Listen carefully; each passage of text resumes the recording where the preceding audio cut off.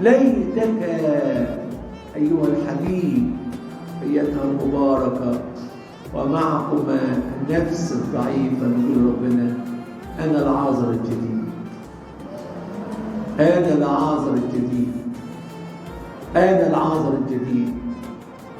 وأنت مسيح الأجيال كلها، أنت هو المسيح الحي الذي أقمت العازر بكلمة منك وندهت عليه له العازر العازر هلم خارجا.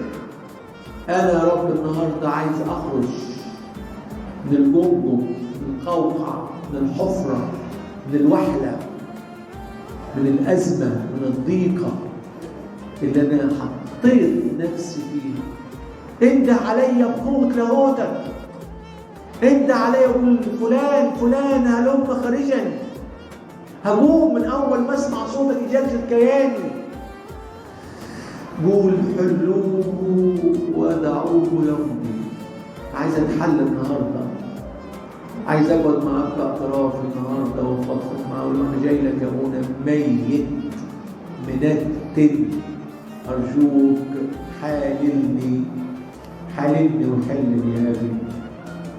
آخر مرة اعترفت إمتى؟ آخر مرة قعدت مع ربنا واعترفت إمتى؟ آخر مرة قعدت مع نفسك واعترفت إمتى؟ اوعى يا حبيبي واوعى يا أختي المباركة واوعى يا نفسي تكوني ميتة ومنتنة وماشية في الشر والخطية وشكلك كده خدت على الريحة الوحشة دي افتكرت هي الريحة الموجودة. لا لا، هناك صوتا يقول هلم خارجا. فمن يستجيب؟ اللي يستجيب هيقوم من الموت وهيبقى حي وهيبقى أسقف جديد وهيبقى خليقة جديدة، شخصية جديدة. هتفرح مريم وهتفرح مرسى. ناس كتير هتمجد اسم ربنا يقول لك يا سلام فلان ده فلانة دي، ايه الجمال ده.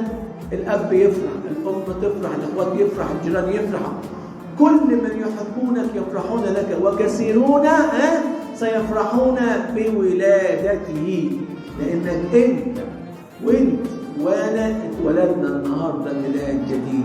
ليت من إنجيل هذا الصباح المبارك يكون دعوة لينا بالاقتراب من المسيح القائم من بين الأموات فيقيمنا معه ويجلسنا معه في السماوات ونصير خليقة جديدة.